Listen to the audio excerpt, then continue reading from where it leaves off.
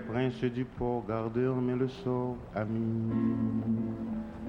De milliers d'exilés, mal du pays.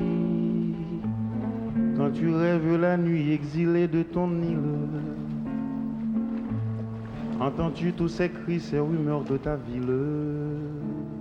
Haïti a vécu pendant 30 ans sous la terreur des Duvalier père et fils et de leur tristement célèbre tonton Macoute. Près d'1 million d'Haïtiens vivent actuellement en exil.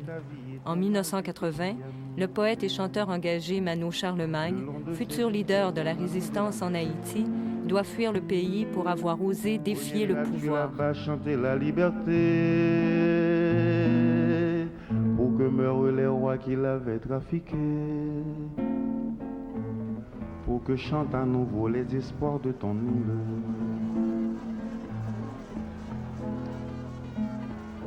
Quand tu rêves à chez toi, n'entends-tu que ces voix, amis, qui criaient dans la nuit en fuyant les soldats? Les rumeurs de bataille, les accords de mitrailleux, les violons de la peur qui font grincer le cœur. Les cagoules dans la nuit accompagnés de cris de familles séparées de leurs fils bien-aimés. Toi tu traînes ta vie et ton mal du pays, ami, le long de ces hivers tellement loin de la mer. Reviendras-tu là-bas chanter la liberté pour que meurent les rois qui l'avaient trafiqué? Pour que chantent à nouveau les espoirs de ton île. Pour que chantent à nouveau les espoirs de ton île. Sa voix a une voix très très particulière. Hein. Oh, il y en a beaucoup de belles voix sur la terre. Hein. Mais il y a quelque chose dans la qualité de sa voix qui est pas très courant. He cares. Ce qu'il chante est important pour lui. Si l'église la parle en magouille, si l'église pape Séviac magouillait, qui au désacré que Jean-Paul 24, à l'école là, si l'église c'est changement, à l'école là, vive la révolution, à l'école là, nous pas manger poisson. Je chante pour la libération. Je ne veux pas chanter seulement pour les Haïtiens. Je chante pour tous les peuples qui souffrent, tous les gens qui souffrent. Je tiens à ce que ces personnes-là se retrouvent dans une misère qui est mienne, et si on parle d'Haïtien qui est nôtre, et puis pour qu'il y ait réellement confrontation d'idées, et comment changer ça, notre situation, car nous ne sommes pas les seuls peuples qui sont dans la misère, dans la merde, et en Haïti, il y en a beaucoup. Dom la y façon la yon makout qui besoin la ye, wavin la ye sous dom, mais dom la y façon la Non seulement, c'est pas seulement une audace politique, hein, c'est un, comme on dit en Haïti, un bandit.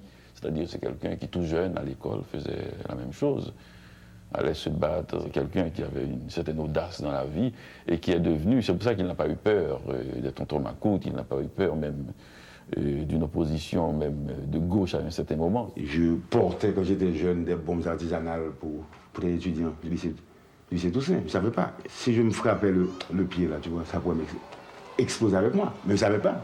On me faisait porter ça parce que j'étais un enfant tech-tech. Un enfant tech-tech, un enfant qui est au fond. Ouais, donc ce type-là, il est intelligent, passe-le lui et passe-lui ça. Et puis je devais remettre ça à quelqu'un d'autre. Je suis content parce que je venais de rendre service à des plus grands que moi. Donc je me faisais accepter par la vieille équipe.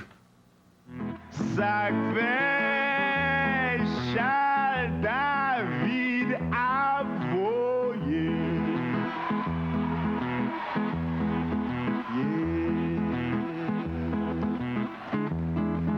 Pour dire nous c'est gâté manger vrai, la vie de la journée d'autre côté libassé, j'ai nous bien calé nous la nappe surveillée. La vie de la journée d'autre côté libassé, j'ai nous bien calé nous la nappe surveillée. Aïe soldat Mano, oui mon commandant, à vos autres mon commandant. À 15 ans là, je commençais à traverser la barrière. à franchir les interdits. À 15 ans, je me suis fait arrêter. On m'a amené au palais national. Donc, ne voulant pas dire mon commandant, on me battait. Dans mon adolescence, j'ai commencé à contester, à tout contester dans la vie. L'histoire d'Haïti, que j'aimais pas, toute forme d'histoire. L'église que je commençais aussi à contester. Et puis, bon, je me suis fait expulser dans toutes les écoles. Je m'appelle Emmanuel, Dieu donné Otilia, mise en cage piégée pour avoir trop pensé, bâillonné et battu pour avoir trop parlé. J'aime mieux mourir boiteux que de vivre honteux. Disparu au matin pour avoir applaudi, le peuple enfin debout qui criait assassin, sans procès condamné pour avoir réclamé qu'on libère mes frères qui criaient liberté. Toutes les prisons du monde sont... Nous sommes en Haïti en 1978. Jean-Claude Duvalier est président et il tente une manière d'ouverture, de démocratisation au nom du jean-claudisme. Alors c'est l'occasion que saisissent les intellectuels de l'époque. Il y a un momentum. Franck Etienne intervient avec le théâtre et Mano et Marco, un duo un peu fragile mais très téméraire, débarquent de Carrefour, la banlieue sud de Port-au-Prince, et viennent proposer leur chanson dans les radios de la capitale.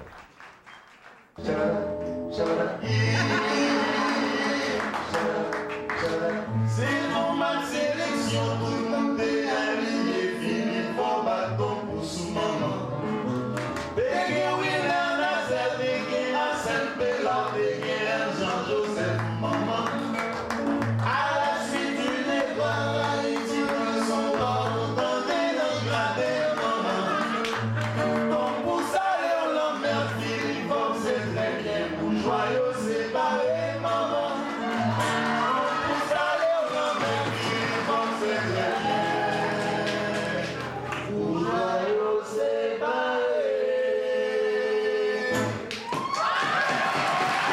Le succès se fait très vite parce que c'est la première fois qu'on entend des textes qui vont aussi loin. Il y a une thématique précise, il y a un langage qu'on pourrait penser un peu marxiste, il y a beaucoup de poésie, mais en même temps, ils décrivent le quotidien du prolétariat.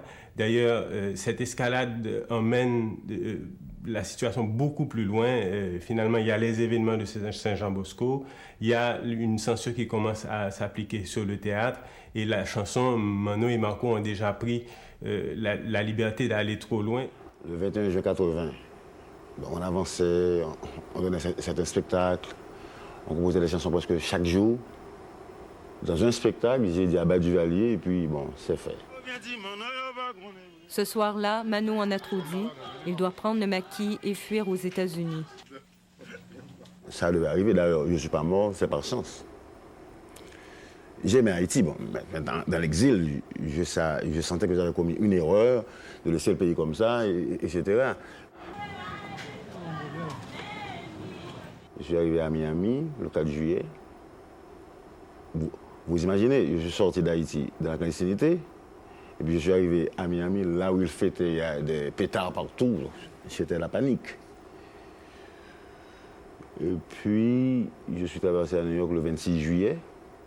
Là, j'ai commencé, je faisais face avec ce qu'on appelle les exilés. Certains qui se sentaient confortabilisés dans leur exil, mais certains aussi qui sont à la base de ma préparation de militant, là, de chanteur militant. Mes amis, dis-moi, pendant l'occupation, le chien yo touye péral. Est-ce que Américain te gagne 4? Est-ce que Américain te gagne 4? Je ne voulais pas vivre aux États-Unis, je n'ai jamais aimé. J'ai jamais aimé le comportement, l'agressivité, l'arrogance des Américains. Mais on joue 4-4, mon poule tourne en gros chat, on le dit sur 104. Miguel va faire crack, Américain va faire pack. Le sang cimetière pas bien à l'N4. Le sang cimetière pas bien à l'N4. Le sang cimetière pas bien à l'N4. Organisation mondiale, yo pas pour nous, yo,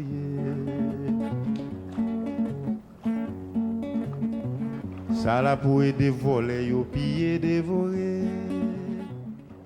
Mano profite de son séjour à l'étranger pour approfondir ses connaissances littéraires et politiques et multiplier ses contacts avec les milieux militants. En 1981, il découvre Montréal et décide de s'y installer. Yo fait réunion, yo parlé, yo rancé. Devant verre champagne, bon divin qui importe, c'est là s'arrêter. Les peuples en basam, tout pays, tout côté.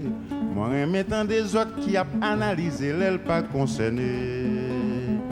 L'aile pas concerné. Tout ça, moun pas vle tendre.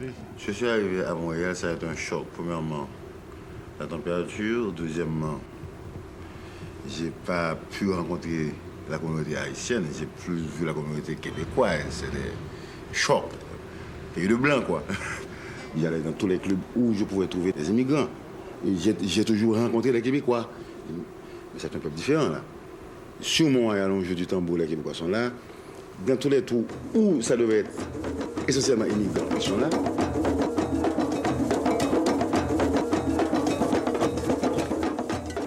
Aux États-Unis, c'était le milieu haïtien. J'ai appris à connaître le monde extérieur ici, à Montréal. 80-86, ça c'est l'exil de Mano. Il est hors d'Haïti et il se métamorphose complètement. Il devient le militant. Il a le béret, la barbiche et il participe à tous les mouvements populaires. D'ailleurs, il l'a toujours dit dans ses chansons, les Haïtiens ne peuvent pas rester indifférents aux luttes des autres opprimés, puisque opprimés par excellence. Les Québécois luttaient contre l'anglicisation et contre l'américanisation. Donc, je me suis trouvé dans mon bain pour continuer ma lutte en exil.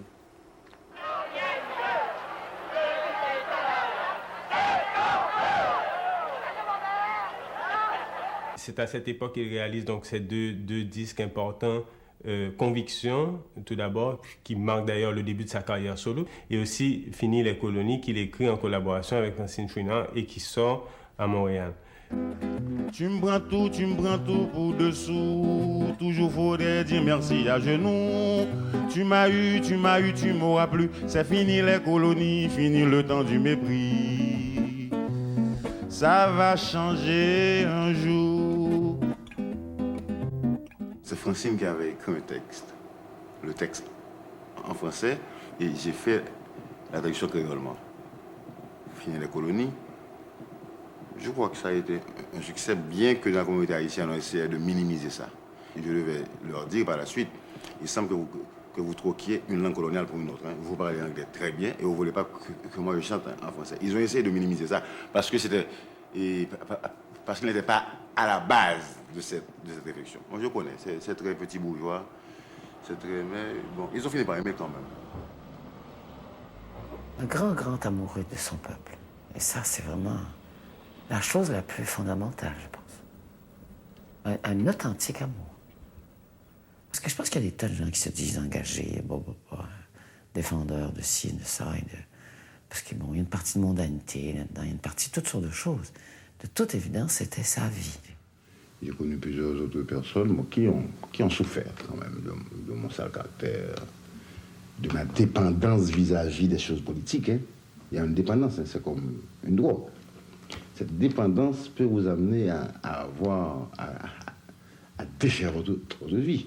Le plus curieux, c'est qu'à cette époque, même si il devient un peu ce justicier en terre étrangère qui continue de se battre avec sa chanson à message donc pour le même combat, même si ces chansons sont complètement proscrites à Port-au-Prince, les cassettes clandestines continuent de circuler et sa chanson circule, on va s'en rendre compte d'ailleurs à son retour en 86.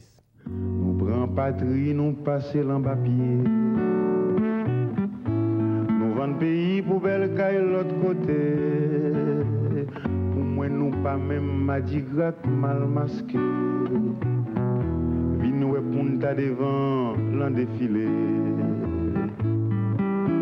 Franchement, je ne pensais pas que ça allait arriver aussi vite en Haïti. Je disais, allait partir comme ça.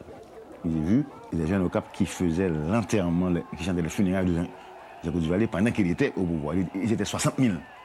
Le 7 février, il est parti définitivement. Et le 9 février, j'ai traversé à New York et puis rentré en Haïti. Immédiatement, les Américains ont formé cette junte militaro-civile avec Nanfi. Non, moi, je savais. Par rapport à la préparation politique, à la formation que j'ai,